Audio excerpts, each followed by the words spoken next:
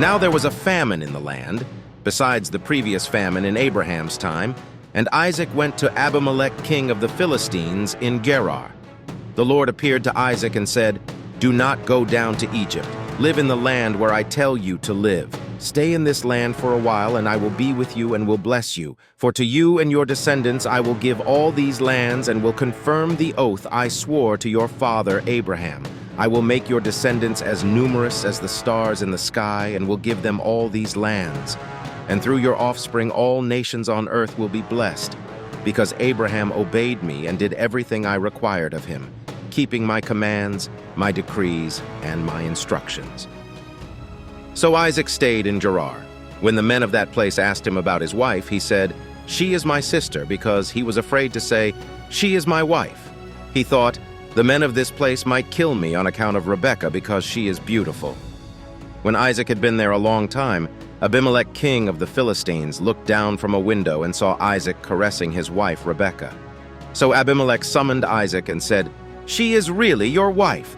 Why did you say, 'She is my sister'?" Isaac answered him, "Because I thought I might lose my life on account of her."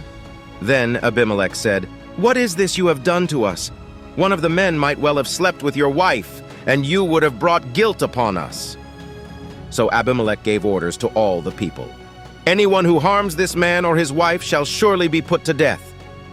Isaac planted crops in that land, and the same year reaped 100-fold, because the Lord blessed him.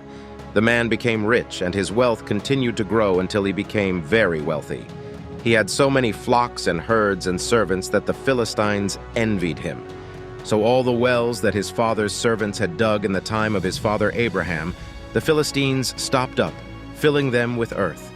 Then Abimelech said to Isaac, "Move away from us, you have become too powerful for us." So Isaac moved away from there and encamped in the valley of Gerar, where he settled.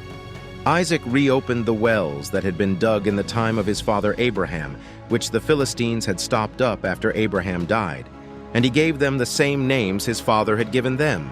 Isaac's servants dug in the valley and discovered a well of fresh water there.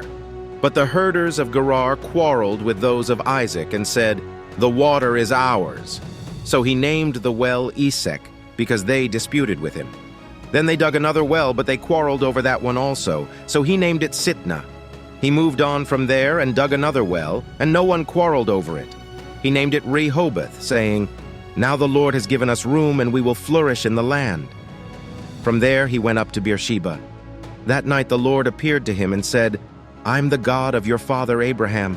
Do not be afraid, for I am with you. I will bless you and will increase the number of your descendants for the sake of my servant Abraham."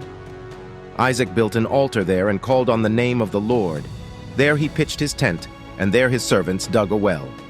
Meanwhile Abimelech had come to him from Gerar, with Ahuzath his personal advisor and Phicol the commander of his forces. Isaac asked them, "Why have you come to me, since you were hostile to me and sent me away?" They answered, "We saw clearly that the Lord was with you. So we said, 'There ought to be a sworn agreement between us and you. Let us make a treaty with you that you will do us no harm, just as we did not harm you but always treated you well and sent you away peacefully. And now you are blessed by the Lord.'" Isaac then made a feast for them, and they ate and drank. Early the next morning the men swore an oath to each other. Then Isaac sent them on their way, and they went away peacefully. That day Isaac's servants came and told him about the well they had dug. They said, "We found water."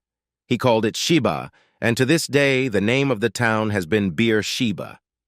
When Esau was 40 years old, he married Judith, daughter of Beeri the Hittite, and also Basemath, daughter of Elon the Hittite. They were a source of grief to Isaac and Rebekah.